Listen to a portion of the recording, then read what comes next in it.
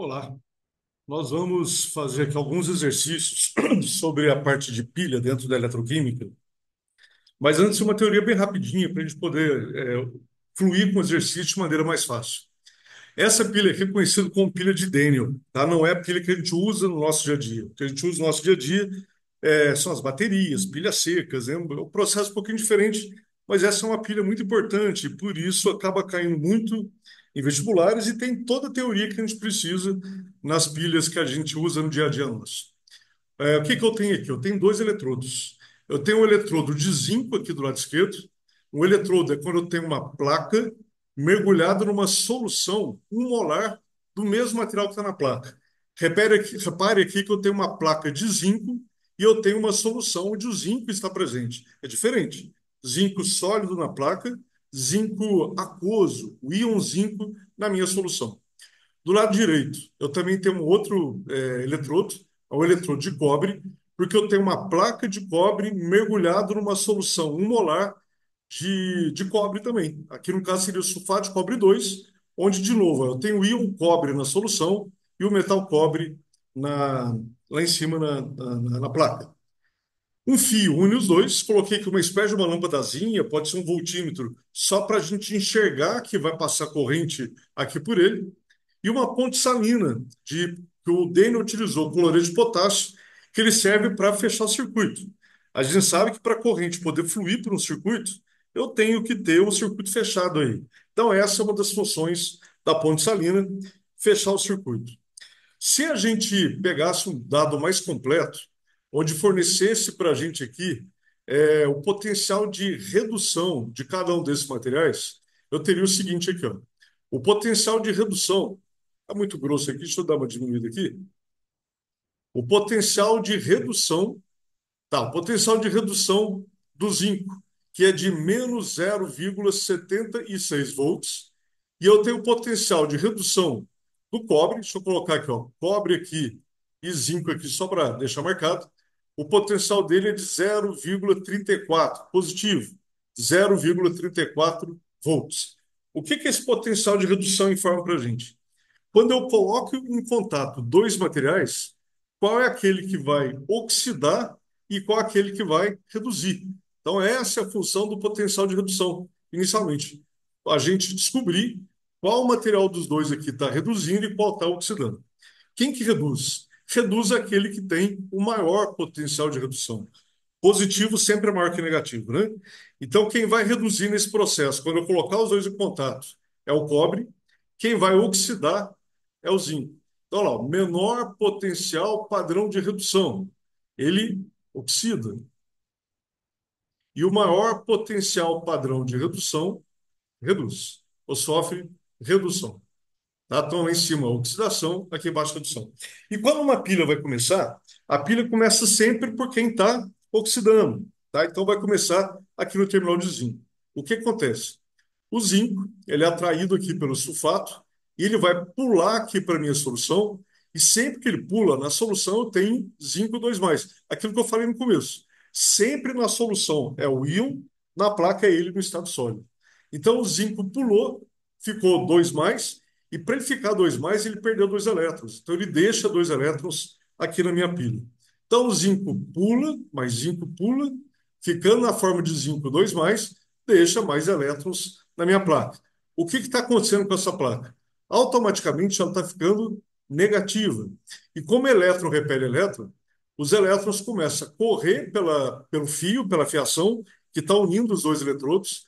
Então os elétrons correm por ela, passou aqui pela lâmpada, a lâmpada acende, ou passou por um voltímetro, ele vai acusar uma DDP aí, uma, né, diferença de potencial, e o elétron vai chegar do lado de cá. Vou voltar aqui no anodo e falar mais um pouquinho disso. Se existe na química uma convenção que fala que o elétron ele vai do ânodo para o cátodo.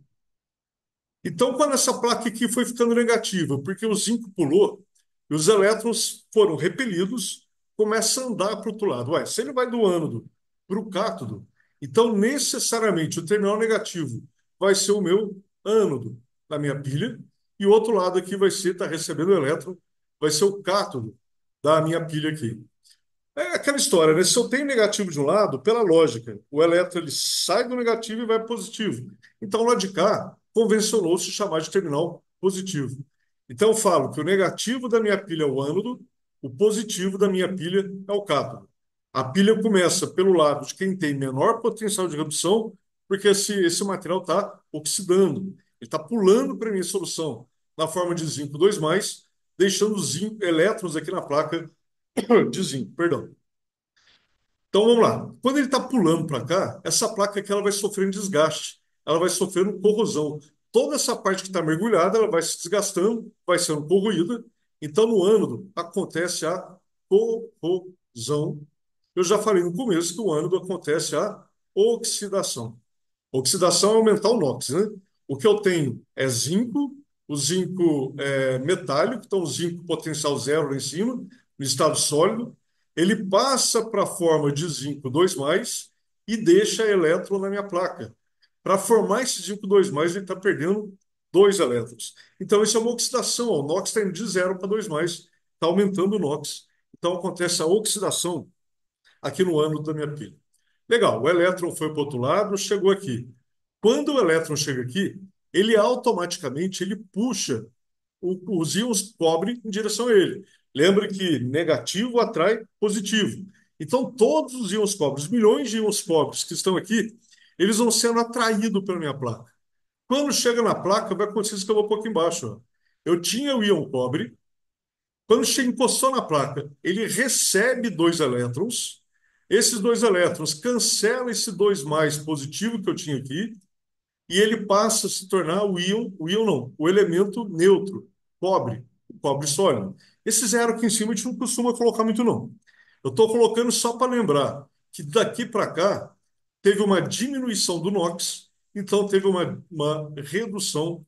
Então, o fenômeno de redução acontece sempre no cátodo. Então, o ânodo hematerminal negativo é onde acontece a corrosão e acontece a oxidação. O cátodo é o material positivo, onde acontece a redução. E a partir do momento, então, que o cobre recebe esses elétrons, ele se torna sólido e começa a grudar na placa. Ele deposita sobre a placa então sofre ganho de massa, está havendo depósito no lado do cátodo. Olha como é fácil guardar. O cátodo é o terminal positivo. O cátodo tem um T aqui que lembra um positivo. E o depósito também tem um T que lembra o positivo. A redução que é mais complicado de guardar, né? Mas o positivo aparece o sinal no cátodo e no depósito. Então, terminal positivo é o meu cátodo, é o meu depósito, onde acontece a redução do material, portanto, então. O que vai acontecendo? O zinco vai pulando muito para cá, o lado de cá ele vai ficando extremamente positivo. Do lado de cá, eu estou perdendo cobre, eu estou perdendo cobre e vai sobrando aqui para a gente os íons sulfato. Ou seja, essa solução daqui começa a ficar muito negativa e do outro lado a solução fica muito positiva. Isso atrapalha o funcionamento da pilha. E aí vem a função da outra função da ponte salina. Os sulfatos do lado de cá, ou os negativos do lado de cá, eles atraem o zinco através da ponte salina para o seu lado. Por sua vez, a zincaiada que está do lado de cá, o bando de zinco que está aqui, deixando minha solução positiva, atrai o sulfato para cá. O vai acontecer então? Na ponte salina, eu vou ter íons zinco subindo por ela, passando para o outro lado, devido ao outro lado estar muito positivo, e os íons sulfatos sendo atraídos pelo outro lado positivo, eles vão caminhando em sentido contrário até atingir ao outro lado da solução. O vai acontecendo? Eu vou perdendo o zinco aqui, vou perdendo o sulfato lá direito. Do lado direito vai chegando o zinco, do lado de cá vai chegando o sulfato. Isso reestabelece o equilíbrio de cargas no circuito, que tinha sido perdida ao cair muita íon positivo aqui e ao sobrar muito íon negativo aqui. Agora não. Os sulfatos indo para lá, os zincos indo para cá, eu reestabeleço esse ponto de equilíbrio de cargas nos dois eletrodos. Então a ponte salina ela tem dois sentidos. Fechar o circuito. Como que ela fechou? Através do movimento de carga. A gente tem um movimento de cargas na fiação e tem um movimento de cargas na ponte salina. Na fiação é uma condução eletrônica, movimento de elétrons, elétrons só andam em corpos sólidos. E aqui embaixo eu tenho um movimento de íons, positivos e negativos, mas movimento de carga também, onde eu tenho, então, íons, que só andam em soluções, né? Pontes salinas, que não deixa de ser uma solução essa ponte salina ali. Então, íons fazem condução eletrolítica na solução. Elétrons em corpos sólidos, condução eletrônica. Circuito funcionando, circuito fechado. E a pilha vai ir até acabar um desses materiais, até a ponte salina secar, até o fio romper. Enquanto isso não acontecer, os elétrons vão estar girando e vão estar fornecendo tensão para minha lâmpada acender ou para o meu voltímetro marcar ali. Como que eu calculo essa tensão para a gente encerrar aqui? Eu vou montar aqui duas equações. Ó. O que acontece no ânodo, a gente chama de semi-reação anódica, tá? Que é o terminal negativo aqui da minha pilha, e aconteceu a oxidação aqui, né? Onde eu tinha, a princípio, zinco metálico, o zinco sólido, ele pulou para a solução na forma de zinco 2+, e deixou dois elétrons da minha placa. Lá do outro lado, na semi-reação catódica, que é o terminal positivo, eu tinha o cobre 2+, esse cobre 2+, ele recebeu dois elétrons e se transformou no cobre sólido, no cobre metálico. O elétron, repare que dos dois lados, que o elétron sempre aparece do lado de maior NOx. Ó, eu tenho zero de um lado no zinco aqui e 2+ do outro. O elétron ficou do lado 2+. Por quê? 2+ é maior do que zero. Embaixo, o dois elétrons ficou também do lado do 2+. Porque de um lado é 2+, do outro lado é zero no cobre, ele fica do lado do maior NOx. E a quantidade de elétrons que eu coloco aqui é a quantidade de NOx, ou melhor, é a variação que eu tive no NOx. O NOx era zero, foi para 2, variou de 2. Então, coloco dois elétrons ali. Aqui no cobre é a mesma coisa. Ele era 2, foi para zero, então acabo colocando ali os dois elétrons. Existe o que a gente chama de equação global, que nada mais é do que a soma dessas duas equações que eu tenho aqui. Então, a equação global da minha pilha, ele fica, é só somar os dois lados, não coloco os elétrons, que é como se o elétron de um lado estivesse cancelando o elétron do outro. Então, somando o que eu tenho aqui no reagente, eu tenho zinco na placa, portanto sólido, cobre na solução, portanto aquoso. Do outro lado, formou-se zinco aquoso na solução, 5,2+, né? E o cobre na placa zerado, sólido. Então, essa é a reação global da pilha. Eu coloquei ali em cima que o potencial de redução do zinco ele era de menos 0,76. E o potencial de redução do cobre ele era de mais 0,34. Na hora de calcular qualquer DDP que a minha pilha fornece, aí eu posso representar assim, ó, força eletromotriz, que o símbolo na verdade é esse, variação do potencial padrão, que esse ΔE eu tentei escrever aqui, posso colocar DDP, tá? Tudo isso é modo de representar. Posso colocar U, desprezando a resistência interna da pilha, eu posso colocar como sendo U aqui. Então, tudo isso ele vai ser igual. Como é que eu calculo? Eu pego o maior potencial padrão de redução, então, potencial padrão de redução maior, e eu subtraio do potencial padrão de redução menor. Então, vai ser o maior potencial de redução menos o menor potencial de redução. Então, nesse caso aqui, ó, eu vou ter uma força automotriz. O meu maior é 0,34. Lembra que sempre positivo é maior que negativo. Então, 0,34 menos o menor, que é de menos 0,76. Menos com menos a mais. Então, fica 0,34 mais 0,76, o que vai dar um total de 1,10 volts. Então, essa é a DDP, que essa pilha de Daniel ele fornece para a gente. Só para ter uma noção aqui, a pilha seca, a pilha de Leclanché, a pilha que a gente usa, ela fornece para a gente 1,5 volts. Então, ela é um pouquinho maior que essa, né, que está fornecendo 1,10 volts. O que, que eu tenho que guardar aqui na pilha que é muito importante? Esses quatro coisas que não desgrudam aqui, que andam juntos na pilha, o terminal negativo é o ânodo, é onde acontece a corrosão, é onde acontece a oxidação. E, por outro lado, o contrário do outro lado. Terminal positivo é o cátodo, onde acontece o depósito, onde acontece a redução. E reduz aquele que tem o maior potencial de redução.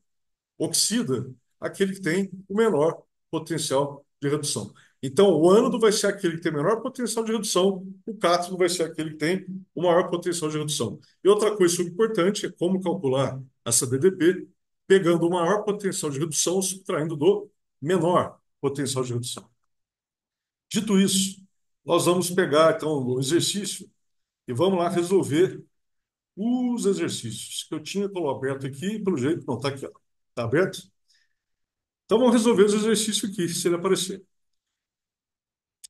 Vamos pegar lá, o primeiro exercício dessa série de eletroquímica que nós vamos estar resolvendo aqui.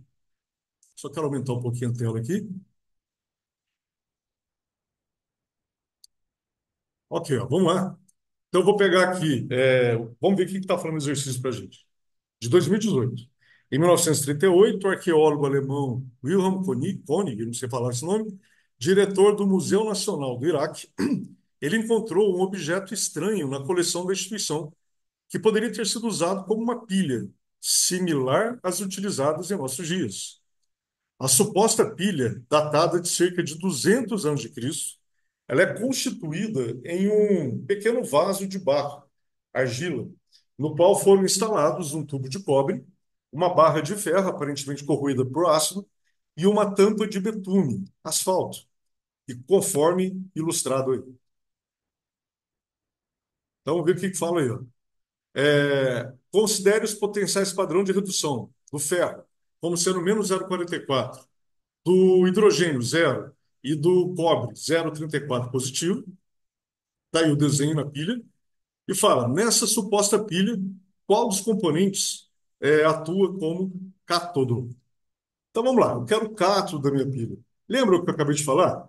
Nesse exercício, mais que preocupar com o desenho em si, eu tenho que preocupar com o que está acontecendo aqui. Ó. Ele está fornecendo para mim os potenciais padrão.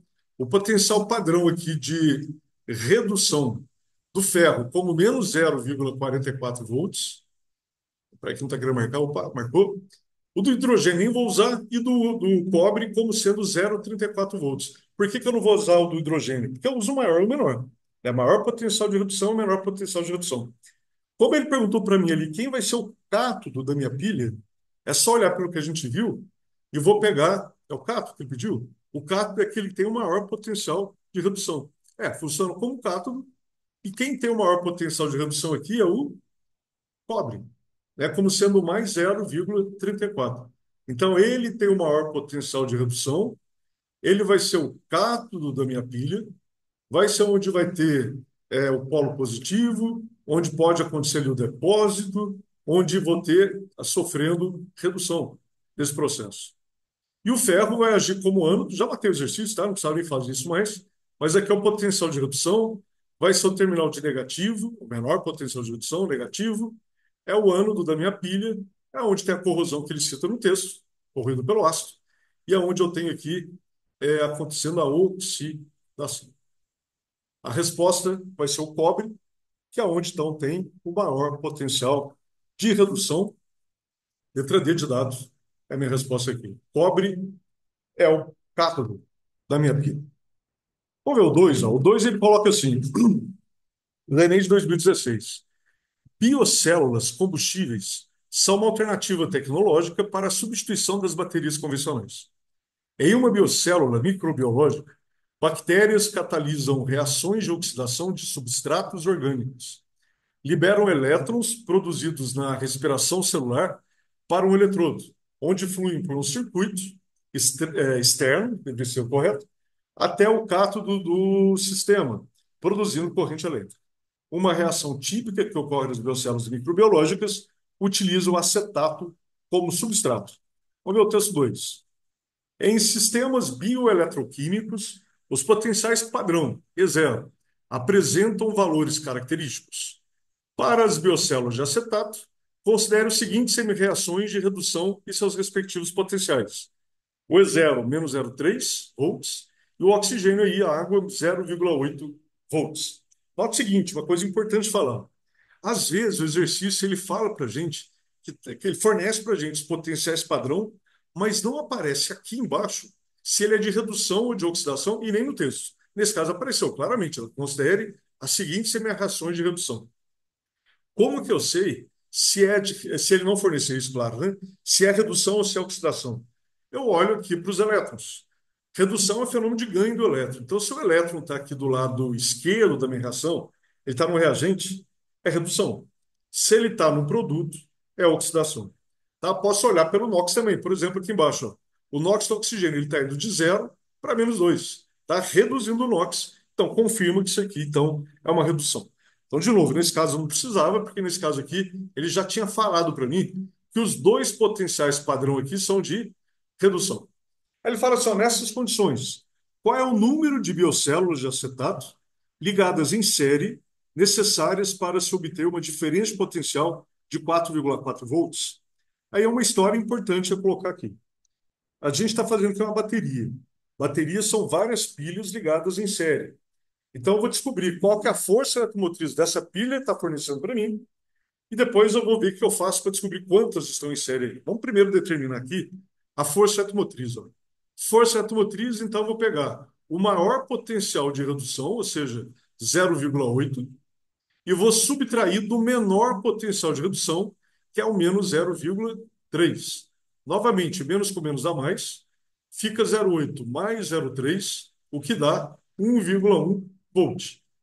Claro, que se eu tenho 4,4 volts colocado aqui, significa que eu tenho várias pilhas em série. Para saber quantos, é só dividir o total pelo valor de força automotriz de uma pilha. 4,4 dividido por 1,1 dá 4. Portanto, eu tenho 4 pilhas. Letra B de bola é a resposta esperada aí. Vamos mais um.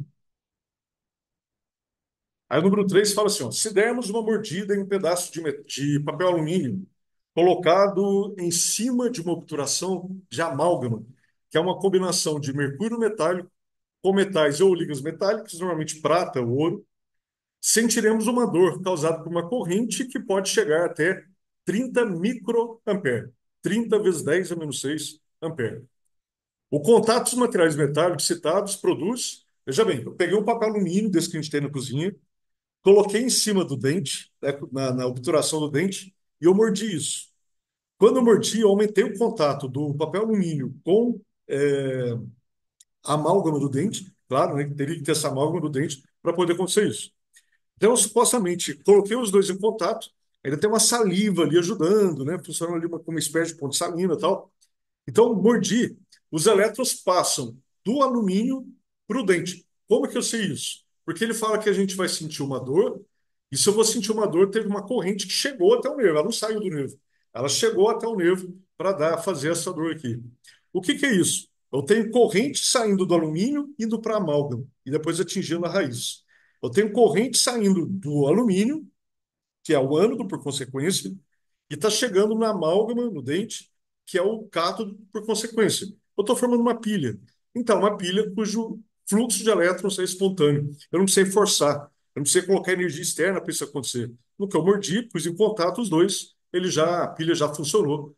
Portanto, letra A vai ser a nossa resposta aí. Vamos para a próxima. O 4 fala assim: o crescimento da produção de energia elétrica ao longo do tempo, ele tem influenciado decisivamente o progresso da humanidade, mas também tem criado uma séria preocupação, o prejuízo ao meio ambiente. Nos próximos anos, essa nova tecnologia de geração de energia elétrica deverá ganhar espaço. As células a combustível, hidrogênio e oxigênio. Essa célula combustível é bem recorrente no Enem. Tá? Ela cai, costuma aparecer algumas vezes no Enem aí. E aí, o que que eu vou ter aqui no caso? Eu vou ter aqui um lado que eu tenho hidrogênio entrando na minha pilha. Você vê que o hidrogênio chega e ele sai aqui de volta. A gente tem dois elétrons que está dando para mim o sentido deles. Então, está saindo do terminal esquerdo aqui e está vindo aqui para o lado direito da minha pilha. E eu tenho aqui H+ em trânsito, aqui nesse eletrólito. Funciona como se fosse a solução salina nossa lá, tá? Mas é o eletrólito. Então, tenho aqui o 2H+ fluindo de um lado para o outro. Isso quer dizer que eu estou tendo aqui uma oxidação do hidrogênio. Então, o hidrogênio entra, ele se transforma no H+, né, em 2H+, quebra a molécula, perde os dois elétrons e gera, então, no final, 2H+. Está acontecendo isso aqui, ó. O H2, ele está se transformando no H+. Como eu tenho dois hidrogênios, são dois H+, então. Elétron do lado maior NOx, então, lado direito, era zero. Passou a ficar com duas cargas positivas, então teve variação de 2 no NOx, então ficou dois elétrons. Variação de 2 no total, né? Um para cada hidrogênio aí. Do lado de cá já vai ser o contrário. Eu vou ter o oxigênio, Ele vai estar recebendo esse elétron e vai estar transformando-se em água com o hidrogênio que está passando de um lado para o outro. O hidrogênio está vindo para cá, pega o oxigênio, que está recebendo o elétron, vou ter aqui o oxigênio. Ele está se juntando ali com dois H+, que está vindo do outro terminal. E está recebendo dois elétrons, e isso está virando aqui a nossa água. Então está gerando água aqui para a gente. Tem que balancear a equação, eu não vou preocupar com isso não. Tá certo? Mas o importante é o seguinte, ó. Aqui está funcionando como polo negativo, já estava marcado lá em cima, e aqui está funcionando como polo positivo, também já estava marcado ali em cima que isso estava acontecendo. Vamos ver então o que que fala o texto. Com base no texto, na figura, na explicação que foi dada agora, a produção de energia elétrica por meio da célula combustível, hidrogênio e oxigênio, diferencia-se de outros processos convencionais. Por quê? Letra A. Transforma energia química em energia elétrica, sem causar danos ao meio ambiente, porque o principal subproduto formado é a água. Engraçado que eu não falei na minha explicação lá na pilha, né? Que é que é os tipos de transformação de energia que acontece, mas é bem implícito. A pilha existe para produzir energia elétrica. E como que ela faz isso? Através da energia química existente aí nas células, nas baterias, nas pilhas. Então a pilha, ela transforma energia química em energia elétrica. Energia elétrica. Quando eu pego uma pilha, por exemplo, de aquelas baterias de cádmio, níquel, foram as primeiras baterias que foram formadas aí para celulares. O cádmio ele é um metal pesado, né? Ele é perigoso. Não posso jogar isso no ambiente de jeito nenhum. Aliás, nem a pilha convencional, né? Que é de zinco e manganês, nem óxido de manganês, nem ela eu posso jogar também na natureza para ela se decompor. Ela contamina o solo, contamina o lençol freático, então elas não podem ser utilizadas. E essa de célula de combustível, não. No final, ela está lançando água, né? Ela pega hidrogênio, ela pode até pegar hidrogênio em excesso aqui e liberar também. Ela usa o oxigênio, devolve o oxigênio em excesso e água. Então, ela não contamina o ambiente e ela transforma, como sendo uma pílula, uma célula eletroquímica, transforma energia química em energia elétrica. Letra A. Tá perfeito aí. Tá correto. É ela que eu tô querendo. Próximo. Exercício número 5, acho, né? Só que não quer descer aqui, deu uma travada, pronto. Então ele coloca aqui, ó, grupos de pesquisa em todo o mundo, ele vem buscando soluções inovadoras, visando a produção de dispositivos para a geração de energia elétrica. Aqui nós estamos falando especificamente de pilhas e baterias. Dentre eles, pode-se destacar a bateria de zinco-ar, é a bateria que combinam o oxigênio atmosférico e o metal zinco em um eletrólito aquoso de caráter alcalino. Tem uma base ali no meio. O esquema de funcionamento da bateria zinco-ar é o que a gente vai ver aqui na figura agora. Só acertar aqui e a gente vê na figura já. Tá aí, ó. Então esse é o esquema. E ele vai perguntar assim para a gente, só baixar, diminuir um pouquinho aqui o tamanho para caber tudo na tela, e subir um pouquinho aqui, a barra. Ok, ó. Então ele fala assim, ó, no funcionamento da pilha, a espécie química formada no ânodo vai ser aquela. Ó, eu tenho oxigênio entrando de um lado, visivelmente o oxigênio ele está entrando aqui, ele está transformando isso aqui no OH-. Então tem aqui o O2, que está se transformando aqui no OH-. E aqui o oxigênio tem NOx-2. Aqui era zero. Não vou nem preocupar em pôr elétron, tá? Só para mostrar aqui que está acontecendo uma redução do oxigênio. Por sua vez aqui, eu tenho um eletrodo de zinco aqui na placa, né, nessa barra que eu tenho aqui dentro, e esse zinco que está aqui na placa, e portanto é zinco zero, ele está se transformando no zinco OH4, ok? OH4, 2 menos aqui, mas o zinco em si, ele tem carga 2 mais. Então o zinco ele está oxidando. Quem oxida é o ânodo da minha pilha. Então, no caso aqui, bateria. Então ele coloca no funcionamento da bateria a espécie química formada no ânodo. Quem foi formado no ânodo é a substância que está aqui. ZnOH4, 2 menos, portanto, letra E. É a minha resposta esperada aí. Tá? Do lado de cá, eu tive redução, lado esquerdo, né? Aconteceu a redução do oxigênio, e a redução do oxigênio acontece porque aqui é um cátodo, aqui é o terminal positivo dessa suposta bateria aí. Do lado de cá, então, é o ânodo, que é o terminal negativo, e é onde acontece aqui a oxidação do zinco.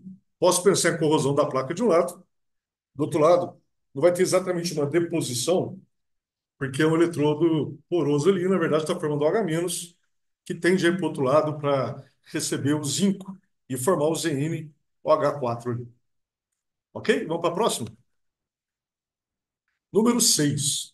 Número 6 ele põe assim, ó, o quadro lista alguns dispositivos eletrônicos que estão presentes no dia a dia, bem como a faixa de força automotriz necessária para o seu funcionamento.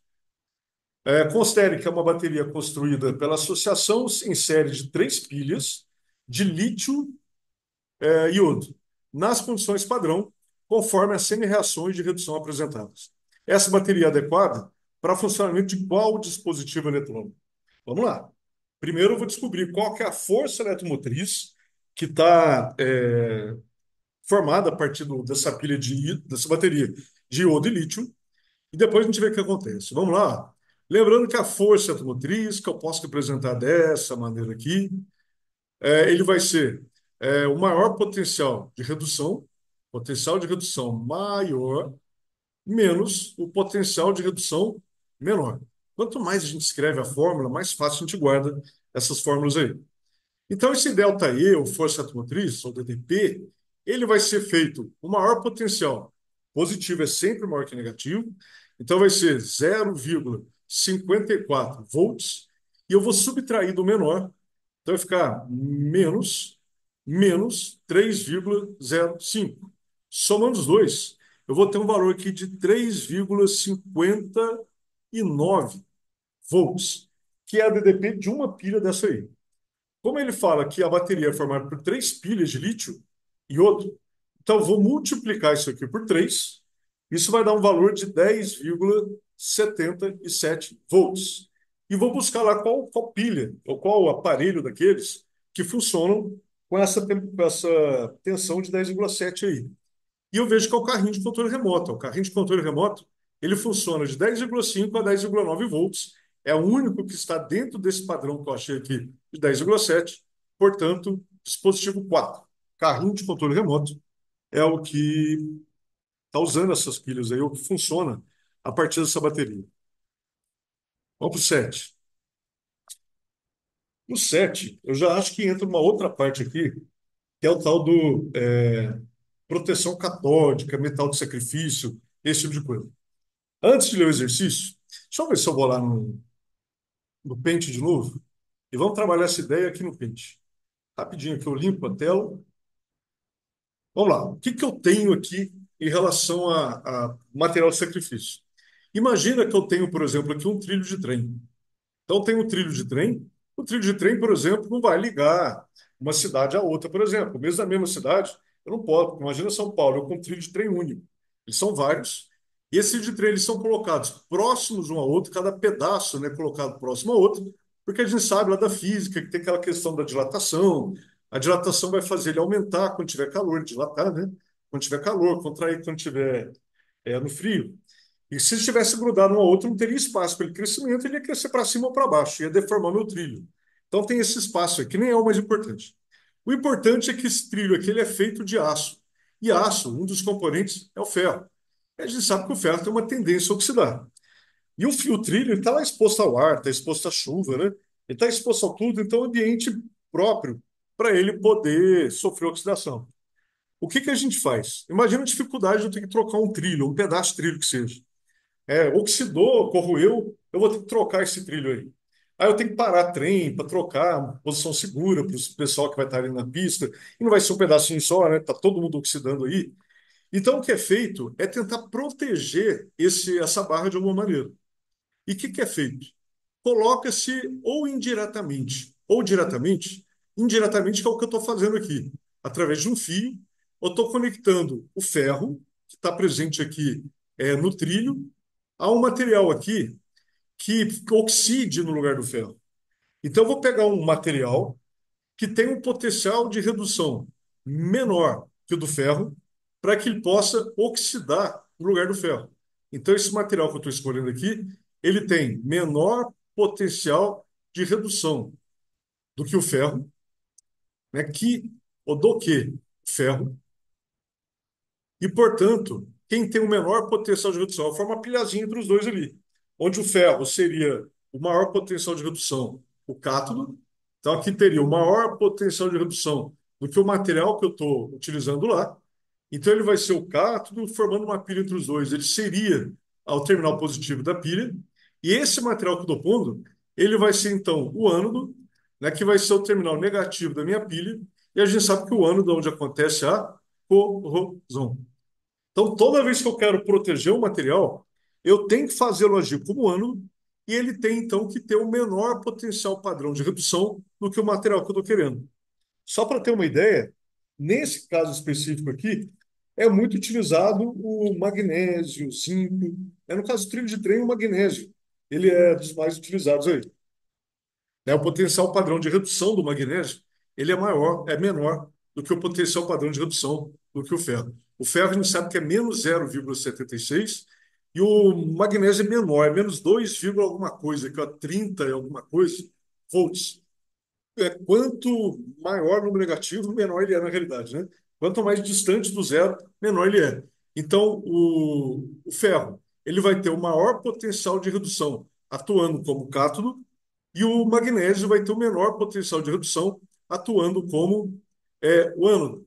Ele vai oxidar no lugar do ferro. Aí fica mais fácil eu chegar lá, trocar essa barrinha de ferro, do que trocar o trilho inteiro. E a barrinha de ferro, eu não preciso parar os trens para fazer essa troca da barrinha de magnésio, né? Não preciso parar o trem para fazer essa troca aí. Agora, como o ferro ele foi protegido e o ferro está agindo como cátodo, então eu falo que eu fiz a proteção catódica. Então, fazer proteção catódica é colocar um material que tenha menor potencial padrão de redução do que esse que eu quero proteger. Então, fazer proteção catódica. E o material que está sofrendo a oxidação, a gente fala que ele é um metal de sacrifício. Ele colocou ali para se sacrificar, né, para se corroer no lugar do, do ferro, né, que eu estava querendo proteger especificamente aí. Certo? Então, essa proteção catódica é a linha aí do metal de sacrifício. Para fechar mais uma vez, metal de sacrifício tem um menor potencial padrão de redução do que o material que eu estou querendo proteger e, portanto, ele age como ânodo, ele que sofre a corrosão. Tem uma situação que eu quero colocar aqui, que eu acho que vai aparecer no exercício, que é uma situação, por exemplo, de um latão. Imagina que eu tenho um latão, um material aí próximo, facinho, facinho de sofrer corrosão, material fraco, corrói com facilidade, e eu tenho uma lata aqui, onde eu vou colocar, por exemplo, aqui uma solução de milho, uma solução de ervilha, que já tem ali uma salinizaçãozinha ali, até para ajudar a proteger melhor os alimentos. Por exemplo, sódio, as coisas conservantes, ele vai ter ali. Então, tem um material aqui, água, tenho ar, né, quando não é embalado a vácuo, e eu tenho, vamos supor que seja ferro, tá? Eu tenho ferro ali, zinco, que seja, eu tenho ali para ele poder formar a lata e não deixar o alimento estragar. Tudo sujeito aqui, todas as condições que eu tenho aqui é para oxidação. É para ele oxidar, corroer a lata, contaminar o alimento ali dentro e gerar um problema para a gente. E furar a lata, vazar, tal, uma série de problemas aí. Então, o que que é feito? Coloca-se uma placa, uma cobertura bem fininha de estanho aqui em volta. Então, bem fininho de estanho aqui, tá? Fica uma camada grudada aí na lata, seja de ferro ou seja de zinco. Então, está grudado na lata uma proteção de estanho ali. O interessante é que o estanho, nesse caso aqui, ele tem o maior potencial padrão de redução. Vamos considerar que a lata aqui seja uma lata de ferro, tá? Então, ele tem uma maior proteção, maior potencial de redução do que o ferro. O ferro tem um menor potencial padrão de redução. Aí você fala assim, para lá, você falou aí para mim que o menor potencial de redução é aquele que vai oxidar e aquele que vai corroer. Mas quando eu quero aqui, eu não estou querendo proteger o ferro. Então, como que eu posso colocar um material que tem maior potencial de redução? Que o ferro que estaria sofrendo a corrosão nesse sentido. Mas vamos pensar o seguinte: o líquido que está aqui, ele não está em contato com o ferro. Ou se fosse aqui um zinco, uma lata que tivesse zinco aqui na composição. Ele não está em contato, ele está em contato com o estanho só. Como o estanho tem maior potencial de redução, ele deveria reduzir, mas ele não reduz por quê? Para ele reduzir, eu teria que ter lá dentro o estanho 2+, ele deveria receber 2 elétrons para ele se transformar no estanho sólido, no estanho zero. Então, como eu não tenho estanho aqui, que seria uma redução que aconteceria, eu não tenho estanho 2+ na solução, não vai acontecer nada. Ele fica intacto, conservando a lata. Aí o ferro, ferro não, o ar, a água, uma solução salina, eles não estão em contato com o ferro então acaba não oxidando. Eu tenho que cuidar da parte externa, né? Não deixar em região de muita umidade e tal, para não ter essa oxidação da parte externa aí. Mas a parte interna está protegida. Porém, quando a gente vai lá e a gente amassa uma lata, vamos supor que lá na produção a lata amassou, ninguém percebeu, ela foi para o mercado, foi parar no supermercado, a lata amassada, que eu vou exagerar aqui, ó, desse jeito aqui. Quando essa lata amassou, acontece que essa película de estanho é muito fininha, ela se rompe. Se rompe de tal maneira que o ferro ele passa a ficar exposto. Pelo menos nem que seja aqui na beira, aqui, ó. O ferro ele ficou exposto a essa salinidade, essa solução, o oxigênio que possa estar aí. Então ele vai corroer, contaminando o material que está aqui dentro. Por isso que a gente nunca compra lata amassada.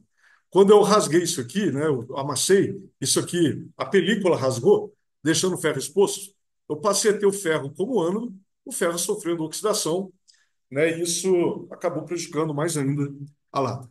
Ok? Vamos lá pegar os 2 ou 3 exercícios que estão faltando nessa série, voltando aqui então, que vai envolver então esse assunto. Então, ele fala assim, ó, um cidadão que se mudou de Brasília para Recife, após algum tempo, ele percebeu que partes de seu carro estavam enferrujando muito rapidamente. Perguntou para seu filho, estudante do ensino médio, a explicação para o fenômeno. O filho pesquisou na internet e descobriu que, por causa da maresia, gotículas de água do mar atingem os objetos. Perdi aqui, acredita? Por causa da maresia, gotículas atingem objetos de aço da liga de ferro e carbono e intensificam a sua corrosão. Com base nessa informação, o estudante explicou corretamente ao pai o efeito do cloreto de sódio, né, que estava ali na maresia. Ele fala assim: a explicação correta da maresia acelerar a corrosão de aço é porque ela reduziu o ferro? Não, o ferro está oxidando. Porque ela oxida o carbono? Não, quem oxida é o ferro. Ela dissolve a pintura do carbono? Do carro, perdão. Ela torna a água mais condutora ou ela diminui a dissolução do oxigênio na água. A questão que eu tenho nesse caso aqui, a explicação correta, é que ela torna a água mais condutora. Além do contato do ferro com a água, consequentemente com o oxigênio do ar que vem dissolvido nessa água aí, né, e maresia está sendo levada através do ar até atingir o carro e tal. Então, tudo isso, o sal que está ali, ele está ionizado, ele está na forma de Na+, de Cl-, e esses íons, então, favorecem ou melhoram a condução da água. Então, a água fica mais condutora, o ferro se oxida com mais facilidade, esse elétron vai lá para o oxigênio, por exemplo, em maior velocidade, formei uma pilhazinha aí, onde a lataria do carro vai ser destruída, corroída, enferrujada. Tá? Então é isso, número 8. Ele coloca lá, que para realizar, aqui foi mais uma pilha, na verdade, eu não fiz proteção catódica, né? O 8 eu acho que vai ser. Vamos ver. Ó. Para realizar o desentupimento das tubulações de esgotos residenciais, é utilizada uma mistura sólida comercial que contém hidróxido de sódio, NaOH, e outra espécie química pulverizada. Quando é adicionada a água a essa mistura, ocorre uma reação que libera gás hidrogênio e energia na forma de calor, aumentando a eficiência do processo de desentupimento. Considere os potenciais padrão de redução da água e de outras espécies em meio básico, expresso no quadro. Então tá aí. Ó. Aí vem, qual é a outra espécie que está presente na composição da mistura comercial para aumentar a sua eficiência? Então vamos lá, vamos só dar uma lida aqui de novo, que ele fala assim, ó, quando é acionada a água a essa mistura, adicionada a água a essa mistura, ocorre uma reação que libera gás hidrogênio e energia na forma de calor, aumentando a eficiência do desentupimento. Considere os potenciais padrões de redução e pergunta qual que vai estar acontecendo aí. Ó, o que eu tenho aqui, pelo que ele fala, da reação, do hidrogênio, blá, blá, blá, que ele está colocando aí, o que está acontecendo aqui é o seguinte, ó. A reação geral. Eu tenho ferro, esse ferro aqui, do enferrujamento rápido que ele falei atrás, né? Ele está reagindo com água e com oxigênio do ar. Ele está se transformando, entre outras coisas que pode ser formada, uma das coisas que, dos produtos finais, que são o ferro enferrujado, ele é o FeOH2. Então, o que está acontecendo aqui é que o ferro ele está oxidando. Ele de ferro zero para o ferro 2 mais. Né? A maresia, eu tenho água e sal. Aqui não é maresia, que eu viajei. Tem uma situação, eu quero saber qual desses metais que eu vou utilizar aí.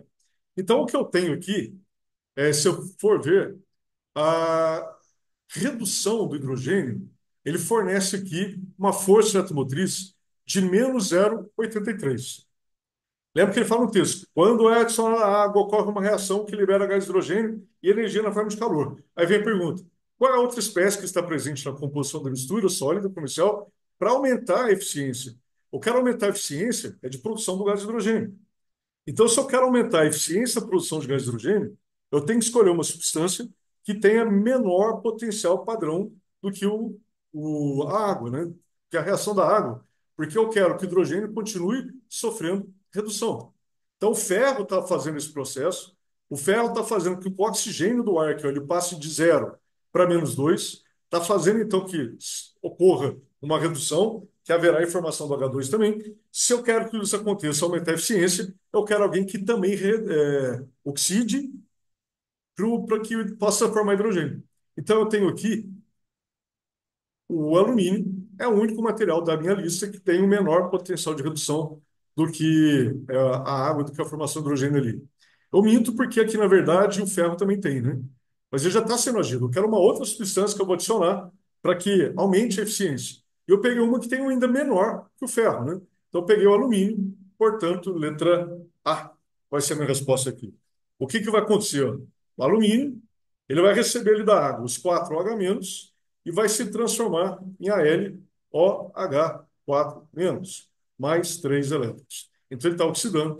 Letra A é a resposta buscada aí. E o último exercício, número 9, ele fala que algumas moedas utilizam cobre metálico em sua composição. Esse metal, ao ser exposto ao ar úmido na presença de CO2, sofre oxidação, formando zinabre, um carbonato básico de fórmula Cu2OH2CO3, que é tóxico ao homem e, portanto, caracteriza-se como poluente no meio ambiente. Com o objetivo de reduzir a contaminação com zinabre, diminuir o custo de fabricação e aumentar a durabilidade das moedas, é comum usar ligas resultantes da associação de cobre com outro elemento metálico. A propriedade que o metal associado ao cobre deve apresentar para impedir a formação dos zinábrios nas moedas em relação ao cobre será: o que que eu quero? Eu não quero que o cobre sofra oxidação. O cobre sendo transformado no zinábrio que tem Cu2 aqui, mais algumas coisas, onde o cobre está indo de 0 para mais aqui, né? Mais ou 2 mais aqui. Mas, enfim, ele está aumentando o NOx. Seja o seu mais ou seja o seu 2 mais, o NOx dele está sendo aumentado. Aqui vai ser 2 mais, cadê o 2 que eu tenho aqui no H, né? Enfim, ele vai estar oxidando. Então, eu vou ter que pegar um material que oxide no lugar do ferro. Um material que haja como metal de sacrifício e que tenha, portanto, o metal de sacrifício tem menor potencial padrão de redução do que o cobre. Mata aqui de cara a letra C. Esse material que tem menor potencial de redução, ele vai agir como metal de sacrifício, né, sacrificando pelo cobre, oxidando no lugar do cobre. Letra C é a resposta. Certo? Então, essa parte de pilhas, é isso, é muito importante. Nos últimos 3 anos, ela apareceu aí cerca de 3 vezes aí, é, de pilha só, tá? A eletrólise não caiu nos últimos anos, a pilha tem caído, o que reforça que pode cair a eletrólise esse ano, que vai ter um outro vídeo que a gente vai falar dela. Certinho? É isso aí.